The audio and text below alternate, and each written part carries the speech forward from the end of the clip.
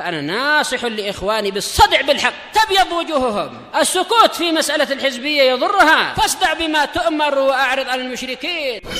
سلامي على دماج ورجالها والشيخ يحيى ودار العلم يا سعد بانيها. بسم الله الرحمن الرحيم. الحمد لله الذي أرسل رسوله بالهدى ودين الحق ليظهره على الدين كله وكفى بالله شهيدا. أشهد أن لا إله إلا الله وحده لا شريك له إقرارا به وتوحيدا، وأشهد أن محمدا عبده ورسوله صلى الله عليه وعلى آله وسلم تسليما مزيدا لا نبي بعده. إخواني في الدين، أعزني وأعزكم الله جميعا وبارك فيكم. Sebelum kita melanjutkan berikutnya bacaan terhadap kitab Ithaf al-Kiram Syarah Kitab al-Jami' min Bulughil Maram, seperti biasanya hadisnya disetorkan terlebih dahulu. Tafadhalu.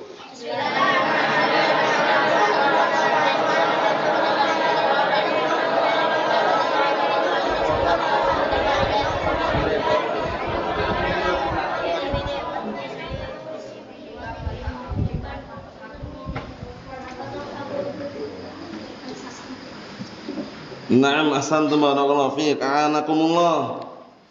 Kita lanjutkan yang berikutnya, halaman 79. Pembahasan baru seputar berbuat baik kepada tetangga. Karena tetangga barakallahu fiik secara global memiliki hak yang khusus. Sampai-sampai suatu ketika Rasulullah SAW berwasiat kepada para sahabat, usikum bil jar, aku wasiatkan kepada kalian agar berbuat baik kepada tetangga. Sampai beliau mengulang-ulang. Kemudian salah satu sahabat pun menyangka bahwasannya seakan-akan akan memberikan warisan kepadanya. Maksudnya seakan-akan tetangga itu akan dapat warisan gitu loh. Padahal itu hanya penekanan bahwasanya janganlah kita mengganggu atau menyakiti tetangga kita.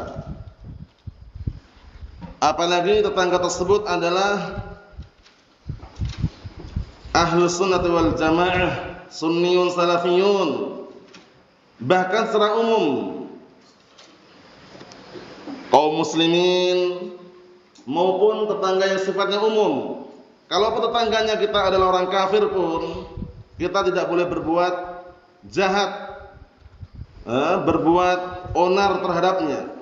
Sabar, didoakan agar mendapatkan hidayah atau yang semisalnya. Adapun bikin keributan, mengganggu tetangganya, maka dilarang dalam syariat ini. Kita lihat al-ihsanu ilal jar, berbuat baik kepada tetangga. Wa an Anas bin Malik radhiyallahu anhu, 'anil Nabi sallallahu alaihi wa ala alihi wasallam qala, "Walladhi nafsi biyadihi la yu'minu 'abdun hatta yuhibba li jarihi aw qala li akhihi ma yuhibbu li nafsihi." Muttafaqun alaih. Artinya dari hadisnya Anas ibn Malik radhiyallahu anhu, kunyahnya Abu Hamzah, beliau digelari dengan khadimun Nabi sallallahu alaihi wa ala alihi wasallam, pembantu Rasulullah sallallahu alaihi wa ala alihi wasallam. Disebutkan dalam biografi beliau, yaitu 10 tahun beliau membantu. Sejak kecilnya sama ibunya diantar kepada Rasulullah SAW untuk apa? Belajar, sekaligus melihat bagaimana kehidupan Rasulullah SAW. Akhirnya beliau pun belajar dan membantu beliau alaihissalam sampai digelari dengan khadimun Nabi, pembantu Nabi SAW.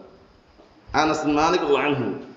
Dan juga beliau termasuk dari kalangan sahabat yang paling banyak riwayat hadisnya. Harus siapkan, termasuk dari kalangan sahabat yang paling banyak riwayat hadisnya. Terkumpul dalam pantun yang sudah kami sebutkan berkali-kali. Coba antum udah hafal pantunnya belum? Antum udah hafal antum? Ayo, antum. Ayo. Antum. Ini. Ayo. Antum, hafal belum? Yang belakang, ayo. Sudah? Ayo bismillah.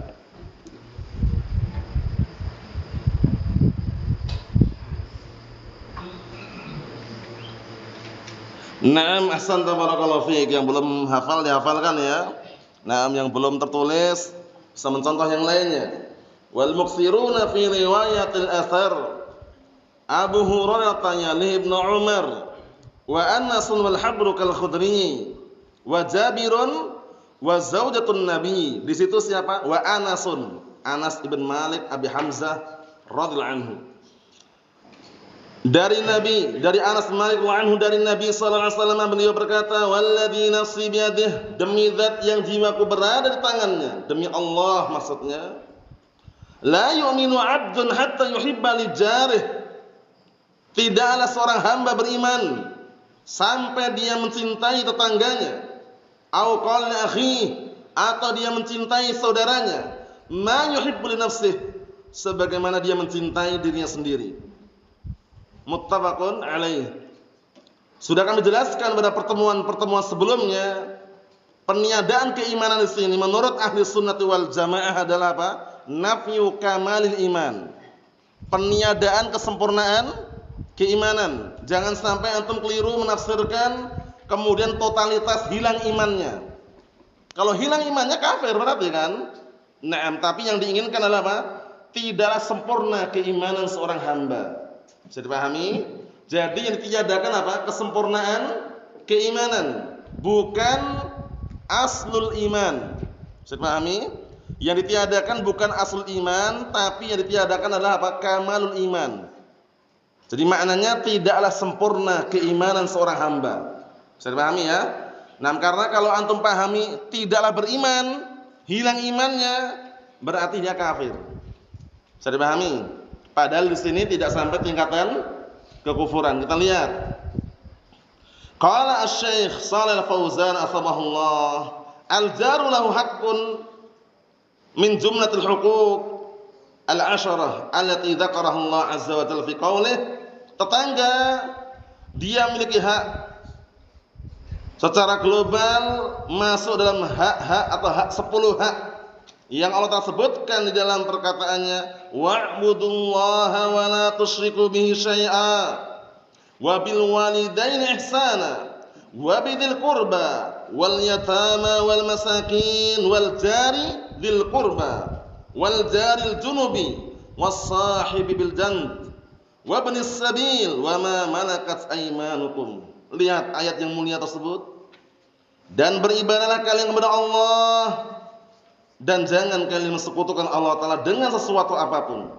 Dan berbuat baiklah kalian kepada kedua orang tua, kemudian kepada kerabat, kemudian kepada anak-anak yatim, anak-anak miskin atau orang-orang miskin, wal jaril qurba, dan tetangga yang dekat, wal jaril junub, dan tetangga yang jauh juga, was sahibil janb, dan juga teman dekat, wa ibnis sabil, dan juga orang yang sedang melakukan perjalanan safar sabil, dan juga terhadap apa? Budak-budak milik kalian. Di sini barakallahu fiik, syahidnya apa barakallahu? Syahidnya wal jari dzil qurba wal jaril junub. Tetangga yang dekat, tetangga yang jauh. Karena tetangga nanti disebutkan, tetangga itu adalah orang yang paling dekat dengan rumahnya. Kita lihat, hadi asyratu huquqin minha haqqul jar. Ini adalah 10 hak, di antaranya adalah hak tetangga. Wa huwa alladhi yujawiruka bis sakan. Lihat ini. Tetangga itu adalah orang yang dekat kepadamu tempat tinggalnya. yang berdampingan, yang berdekatan tempat tinggalnya. Kadang di belakang rumah, di depan rumah, samping rumah, itu tetangga. Nah, di sini akan kita baca 3 pembagian. Tetangga itu kalau dia dah muslim, kerabat sendiri, itu nanti ada 3 hak di situ. Paham ya? Sudah muslim, kemudian dia adalah apa? Kerabat sendiri. Kemudian yang kedua nanti muslim tapi bukan kerabat. Orang jauh, enggak ada jalur, istilahnya enggak ada apa? Garis keturunan. Bukan keluarganya, tapi orang lain, tapi muslim. Itu nanti 2 hak. Yang ketiga nanti kafir dia. Orang kafir. Kita punya tetangga orang kafir. Agamanya bukan Islam. Nah, dia memiliki 1 hak tetangga. Kita lihat. Fa in kana musliman qariban falahu salasatu huquq. Maka jika dia adalah seorang muslim, tetangga tersebut, kemudian adalah kerabat, muslim kerabat, maka dia memiliki 3 hak. Hakul jar, lihat ini, hak tetangga, wa hakul qurabah, dan hak kekerabatan, wa hakul Islam, dan hak Islam. 3 hak ya. Kalau dia adalah orang muslim, kerabat sendiri, mungkin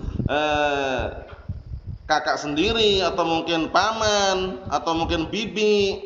Nah, memiliki 3 hak. Hak tetangga, hak kekerabatan, hak Islam. Mafhum? Naam. Wa in kana musliman ghaira qaribin, kalau tetangga tersebut muslim tapi bukan kerabatnya, falahu haqqan. Perhatikan itu, memiliki 2 hak. Hakul jiwar wa hakul Islam. Hak tetangga dan hak Islam.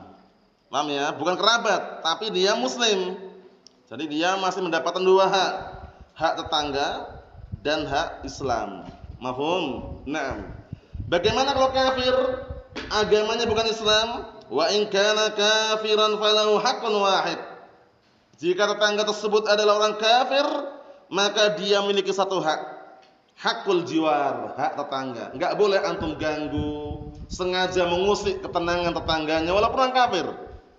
Misalkan antum sengaja menyalakan suara murotal, dikeruaskan itu ya, volumenya dibikin full, dihadapkan tetangganya yang kafir misalkan, itu kurang tepat juga. Paham ya? Nah, kalaupun seandainya kadang mereka mengganggu kita, minimalnya kita nasihati.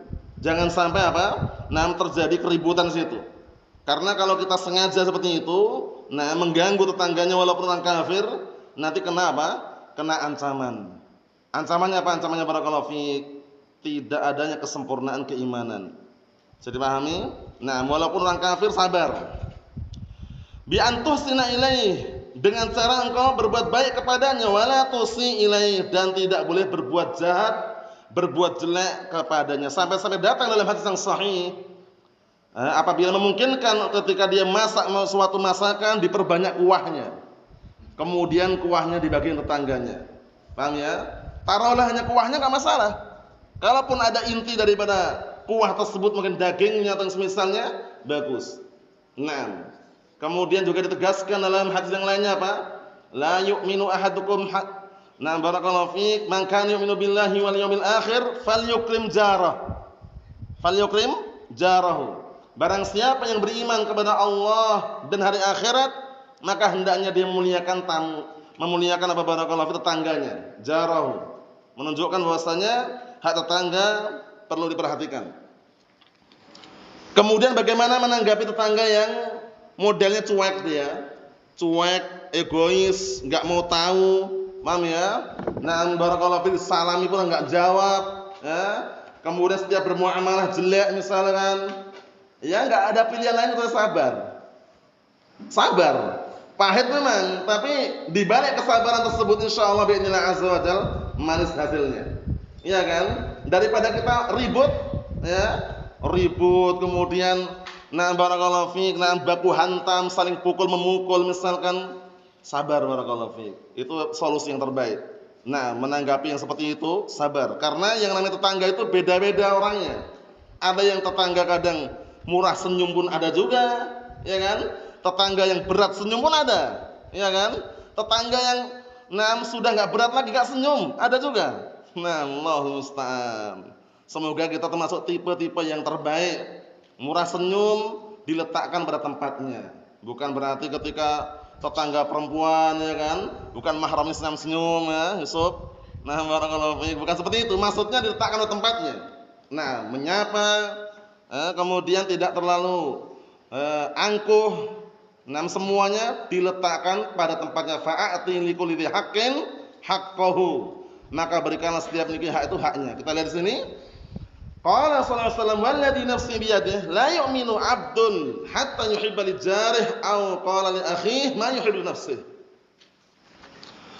Rasulullah SAW berkata, demi zat yang jiwaku berada di tangannya, demi Allah maksudnya, tidaklah seorang hamba beriman sampai dia mencintai tetangganya atau dia mencintai saudaranya sebagaimana dia mencintai dirinya sendiri. Dia pengen kehidupannya tenang, gak diusik, ya kan? Cintailah tetangganya. Maksudnya jangan sampai mengusik dan membuat ribut tetangganya. Kan gitu. Nah, dia pengen masuk surga, pengen istiqomah di atas kebenaran. Nah, maka cintailah saudaranya dengan cara apa? Menasihati semampunya. Kalau memungkinkan nasihati. Kalau belum masuk Islam didoakan. Seperti itu, agar mendapatkan hidayah Islam.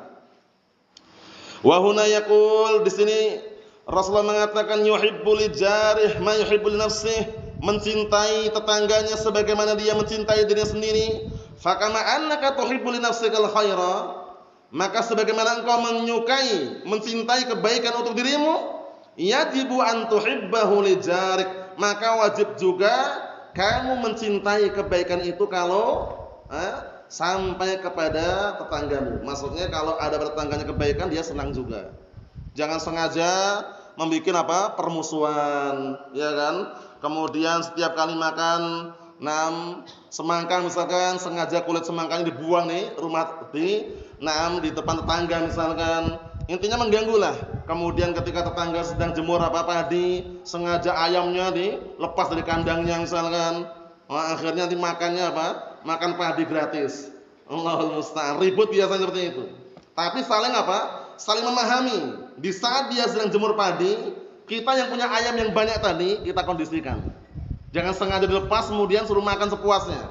Paham ya? Nah, kita taruh di kandang lah, kita kondisikan dulu. Nah, seperti itu. Karena kadang-kala ribut itu sebabnya kelihatannya sepele tapi memancing gitu loh. Paham ya? Itu terjadi lah seperti itu ya kadang ya. Nah, sengaja dilepas dari kandangnya, kemudian ayamnya mencari ma'isyah di situ. Allahul musta'an, makan padi tetangga tadi. Allahul musta'an. Nah, semuanya dikondisikan. Saling memahami, saling mengerti. Kita lihat lagi di sini barakallahu fiik. Wa kana takrah li nafsika syarr yajibu an takrahahu li jarik. Dan sebagaimana kamu tidak suka kejelekan itu ada atau menimpa dirimu, maka wajib juga kamu membenci, tidak suka kalau kejelekan itu menimpa tetanggamu. Fakama annaka la tuhib an yusi'a ilaika jaruk fala tusi' ilaihi. Masyaallah. Maka sebagaimana kamu juga tidak suka kalau tetanggamu mengganggu, berbuat jelek kepadamu, maka kamu juga jangan berbuat jelek kepadanya. Paham ya? Nah, saling sapa menyapa. Apalagi muslim sunni salafi. Nah, sapa aja, bismillah, assalamualaikum. Nah, perkara jawab urusan dia, ya kan? Nah, barakallahu fiik, ya, dengan senyum, assalamualaikum, kaifanuk ya akhi. Nah, seperti itu. Kita lihat sini. Kata beliau, wa kama tuhibbu an yuhsina ilaika jaruk fa ahsin ilaihi. Dan sebagaimana kamu juga senang, suka kalau tetanggamu berbuat baik kepadamu, maka berbuat baiklah kamu kepada tetangga. Paham ya? Jangan sampai pengennya dihormati, pengennya tetangga itu berbuat baik kepada kita, tapi kita berbuat jelek. Jangan. Al jaza'u min jinsi apa kemarin? Min jinsil amal. Balasan itu tergantung dengan jenis amalannya. In khairan fa khairun wa in syarran fa syarrun. Alaika an tuhib linnas ma tuhibbuhu li nafsik. Maka wajib atasmu untuk mencintai manusia sebagaimana engkau mencintai dirimu sendiri. Wa ta'ti ilan nasi ma tuhibbu an yu'ta ilaik. Dan barakallahu hendaknya kau mendatangi manusia dengan perkara yang kamu suka kalau didatangkan kepadamu. Jadi kalau kamu aja suka dihormati, ya suka orang menyapa dirimu, ya sapalah tetangganya. Kalau misalkan belum paham salam, disapa dengan sapaan-sapaan yang dia bisa paham. Tapi kalau misalkan dia muslim kemudian paham salam, ya salam assalamualaikum. Paham ya? Agar terbiasa. Al-insanu yunsif min nafsih, maka seseorang itu hendaknya apa barakallahu fiik, dia jujur. Jujur dari dirinya. Fa hadza fihi haqqun lil jar wa annahu haqqun 'azim. Maka yang seperti ini ada hak untuk tetangga, yang mana itu adalah hak yang sangat agung. Walladzi nafsi biyadihi. Ini digunakan sumpah ya ini ya. Walladzi nafsi biyadihi. Demi zat yang jiwaku berada di tangannya. Artinya apa? Demi Allah. Hadza halifun. Ini adalah apa? Sumpah. Kalau sumpah harus dengan menyebut nama Allah. Paham ya? Wallahi billahi tallah, atau dengan nama-nama atau dengan sifat-sifatnya. Kalau ini kan kembali kepada Allah Ta'ala. Walladzi nafsi biyadihi. Demi zat yang jiwaku berada di tangannya. Siapa berarti? Allah Subhanahu wa taala. Mafhum? Jangan demi bapakmu, demi mbahmu, demi Pak Fulan, demi Alan bin Fulan. Jangan. Demi Allah. Paham ya? Nah, man kana halifan falyahlif billah. Barang siapa yang bersumpah, maka hendaknya dia bersumpah dengan menyebut nama Allah Subhanahu wa taala. Wallahi, billahi, tallahi, atau dengan nama-nama yang lainnya. Naam. Maksudnya tidak harus dengan lafaz Allah, tapi dengan nama-nama Allah Ta'ala yang lain banyak, ya kan? Ar-Rahman misalkan. Naam. Kita lihat sini.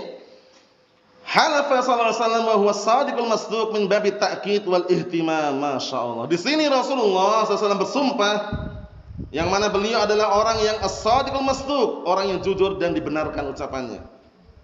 Dalam bentuk apa? Kenapa beliau bersumpah? Min babi ta'kid, sebagai penguat, wal ihtimam, dan perhatian penuh terhadapnya. Paham ya? Dikuatkan lagi. Demi Allah itu. Tidaklah beriman seorang hamba sampai dia mencintai saudaranya atau tetangganya sebagaimana dia mencintai dirinya sendiri. Ihtimam dan tetangga maksudnya. Jadi ta'kid, penguat. Karena sumpah itu kalau dalam bahasa Arab barakallahu fiik didatangkan barakallahu fiik, di antara fungsi dan tujuannya adalah untuk menguatkan agar orang itu percaya. Sehingga ketika awal kali sumpah dia cukup menggunakan satu huruf. Wallahi. Kalau belum kuat tambah lagi huruf berikutnya. Tak misalkan wallahi, tallahi misalkan. Paham ya? Kurang kuat lagi tambah satu lagi. Billahi, wallahi, wa billahi wa tallahi. Kemudian ada lagi lamu taukid kalau dalam nahwu itu. Penguat lagi itu. Nah, wallahi wa billahi wa tallah inna Zaidan laqaimun. Sudah ada 3 sumpah, ada inna, ada lamu taukid lagi. Kalau enggak percaya lagi bagaimana? Tinggal pergi sudah. Paham ya? Enggak usah tambah lagi sudah. Karena apa itu? Menurut orang Arab sudah sangat kuat sekali. Sudah ada penguat dengan 3 sumpah tadi ya.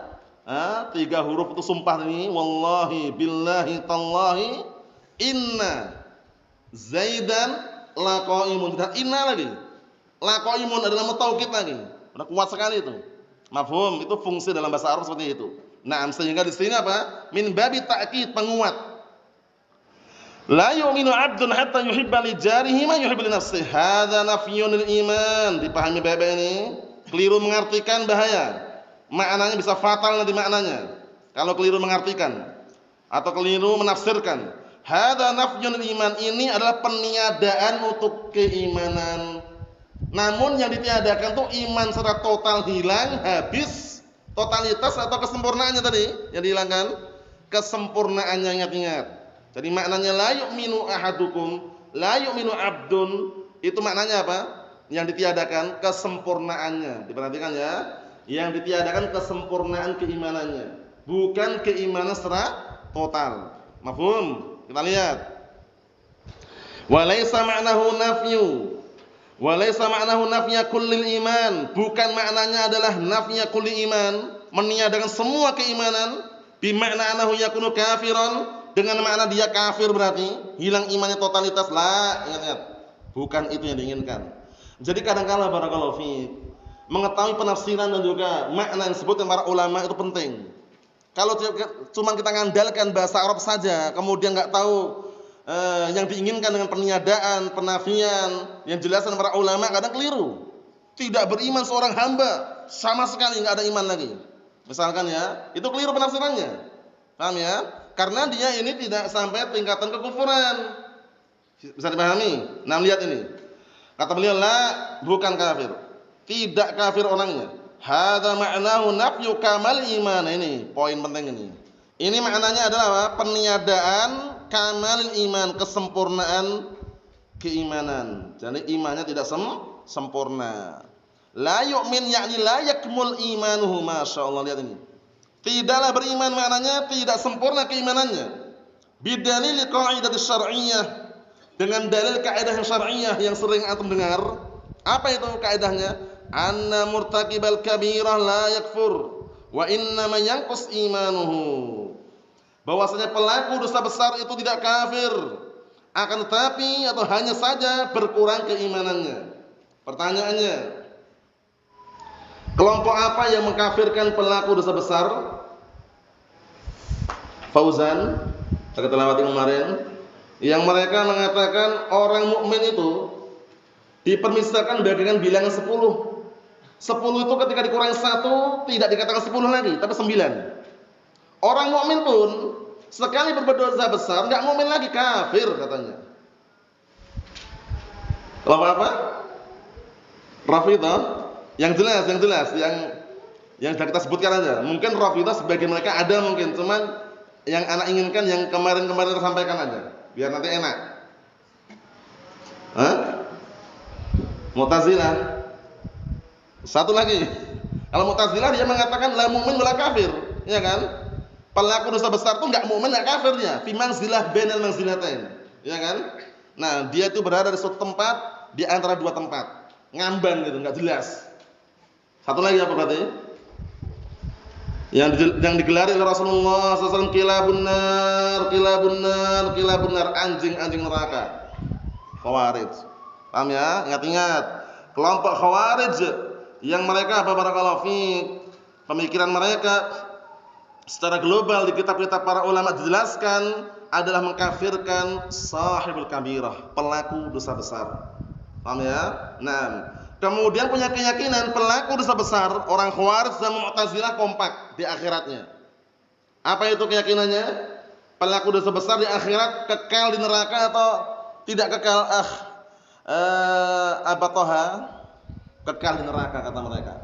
Kenapa? Faktor apa yang membuat mereka mengatakan kekal di neraka?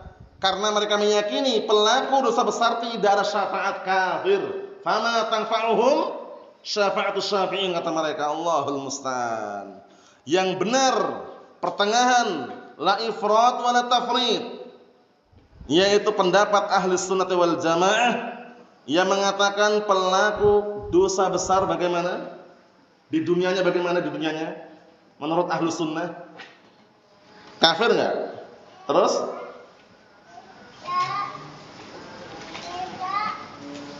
pelaku dosa besar di dunia bagaimana? Kafir enggak dia? Mukmin? Tapi na'am, mukminun naqisul iman. Diingat-ingat ya, mukmin naqisul iman, mukmin tapi berkurang keimanannya. Terus bagaimana di akhiratnya antum? Pelaku dosa besar di akhirat bagaimana? Di neraka kekal abadi selama-lamanya atau bagaimana?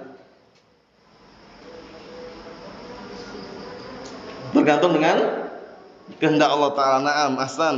Tahta masyiatillah, itu Arabnya. Tahta masyiatillah, insya'a adzabahu wa insya'a ghafar lahu. Jika Allah Ta'ala menghendaki mengadab, akan mengadabnya sesuai dengan kadar dosanya, dan jika Allah Ta'ala menghendaki untuk mengampuni, akan diampuni, langsung masuk surga. Itu pendapat Ahlus Sunnah wal Jamaah. Tapi jangan bermudah-mudahan, kadang-kala pendapat ini diambil orang-orang juhal, orang-orang bodoh, dinasihatin dosa besar Pak, bahaya Pak.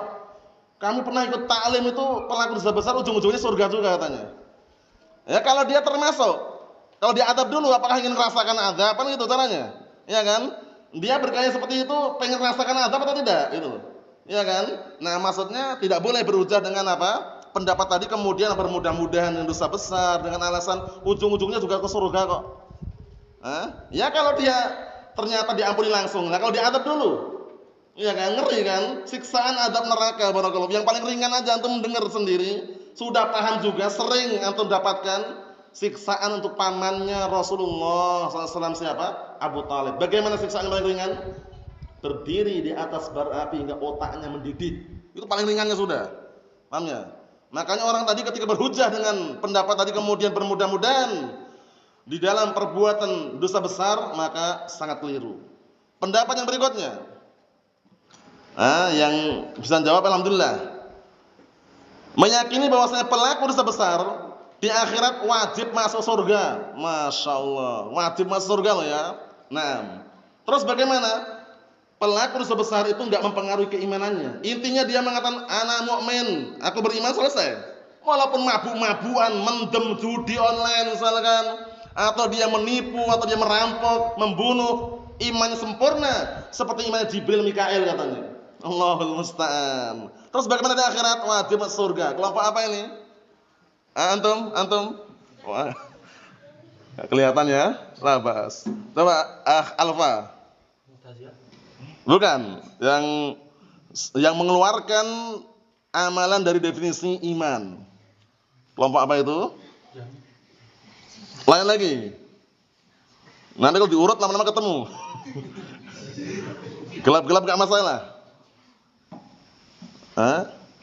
Ayo, kelompok apa itu? Ayo, na'am ahsantum barakallahu fik. Murji'ah, ya, ingat-ingat ya. Murji'ah yang mereka punya keyakinan bahwasanya na'am al-amal laisa dakhilan fil iman. Amalan itu enggak masuk dalam keimanan katanya. Nah, terus bagaimana kalau dia mukmin kemudian berbuat dosa besar? Enggak pengaruh sama sekali, tetap mukminnya iman sempurna. Seperti iman Jibril Mikail katanya. Allahul musta'an, seperti itu. Naam, la ba'as. Jadi imannya sempurna seperti iman Jibril Mikail. Kalau sempurna bagaimana? Di akhirat wajib masuk surga katanya. Allahul musta'an. Itu pendapat keliru ya. Pendapatnya orang-orang Murji'ah tadi. Ahlus sunnah wal jamaah jelas pendapatnya. Di dunia mukminun naqisul iman. Di akhirat bagaimana? Tahta masyiatillah. Naam. Kita lanjutkan dikit lagi. Kata beliau, yang enggak nampak dengarkan aja. Qala al-mu'allif asbahullah. La yu'min ya'ni la yakmul imanuh. Bidalilil qa'idah syar'iyyah anna murtakibal kabirah la yakfur wa innama yanqus imanuh fa hadha min al ahadits allati fiha bayan nuqsan iman. Kata beliau bahwasanya tidak sempurna keimanannya dengan dalil kaidah syar'iyyah, pelaku dosa besar itu tidak kafir, hanya saja keimanannya berkurang. Ini termasuk hadis-hadis yang kita baca tadi itu yang menjelaskan dalamnya apa? Iman itu bisa berkurang. Jadi menurut ahli sunnah wal jamaah, keimanan itu yazid wa yanqus, ingat-ingat. Bertambah dan berkurang. Karena definisi iman menurut ahli sunnah wal jamaah apa Yusuf?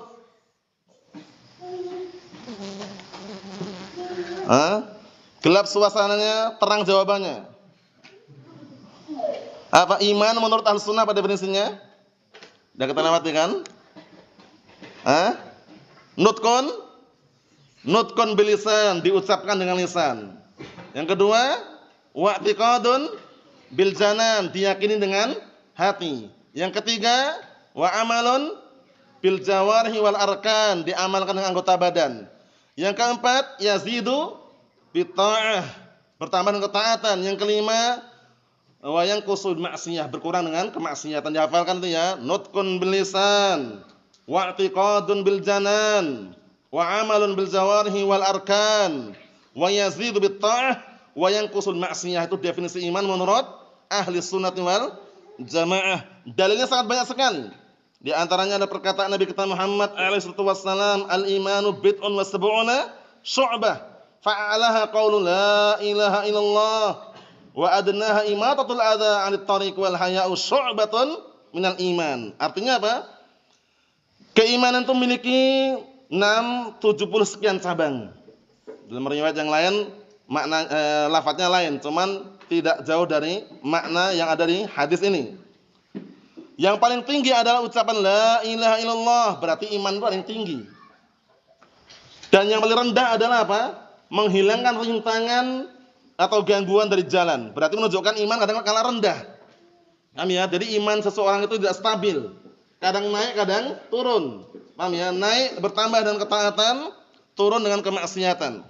Ikhwani fid din, a'azzani wa a'azzakumullahu jami'an, barakallahu fikum. Itu iman menurut ahli sunnati wal jamaah.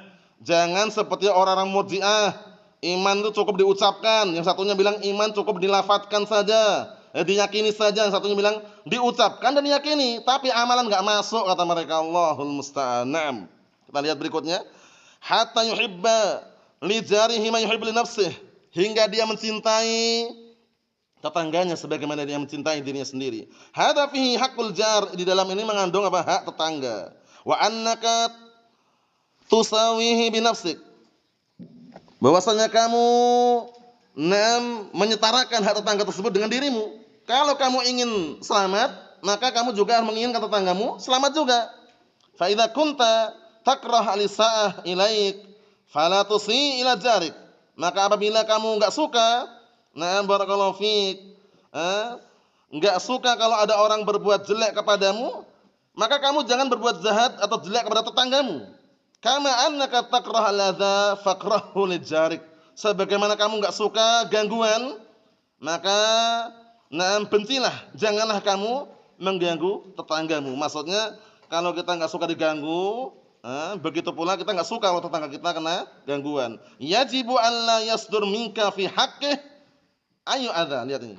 Wajib, barakallahu fiik, wajib bagimu tidak muncul satu gangguan pun pada hak tetangga tersebut. Sebagaimana perkataan Nabi kita Muhammad alaihi wasallam, al-muslimu man salimal muslimuna min lisanihi wa yadihi. Orang muslim sejati itu adalah orang yang kaum muslimin merasa aman, selamat dari gangguan lisan dan tangannya. Jadi tetangganya tidak mengganggu tetangganya yang lain. Kita lihat sini dikit lagi, barakallahu fiik. Kata beliau, wa kama tuhibbu li nafsika dukhulal jannah, sebagaimana kamu juga suka kalau dirimu masuk surga, wa tuhibbu al khair alaik, dan kamu suka kebaikan itu sampai kepadamu atau mendapatkan kebaikan, kamu suka mendapatkan kebaikan, alaika an tuhibbahu li jarik, maka wajib atasmu menyukai kebaikan itu untuk tetanggamu juga. Fa idza ara'aita minhu taksiran bi ta'atillah fa innaka tunasihuhu. Semaksimal mungkin kalau mampu seperti ini. Apabila engkau melihat kekurangan kepada tetanggamu dalam berbuat taat kepada Allah Ta'ala, maka kamu menasihatinya. Li'annaka tuhibbu li nafsik at-ta'ata wal khaira wal iman wa dukhulal jannah. Karena kamu suka, kamu sayang, cinta terhadap dirimu kalau berbuat taat, kebaikan dan keimanan dan masuk surga. Fala tara jaraka ala ma'siyatin wa ala mukhalafatin wa ala ismin wa taskut an dzalik. Maka janganlah kamu melihat tetanggamu di atas kemaksiatan, di atas penyelisihan, di atas perbuatan dosa, kemudian kamu diam dari perbuatan tersebut. Dinasihati semampunya kalau memungkinkan. Li'anna hada minal ghish, karena ini termasuk bentuk ghish, penipuan. Famin mahabbatil khairil jar munasahatuhu billati hiya ahsan. Maka termasuk bentuk cintanya atau bentuk cinta kebaikan untuk tetangganya, maka menasihati tetangga tersebut dengan cara yang terbaik. Barakallahu fiik, menasihati tetangga dengan cara yang terbaik. Wallahu a'lam bissawab. Ini yang kita ambil. Adapun yang berikutnya insyaallah pada pertemuan yang akan datang, hadisnya dihafalkan setelah pada pertemuan yang selanjutnya insyaallah taala. Nasallahu as-salamata wal afiyah walhamdulillahirabbil alamin.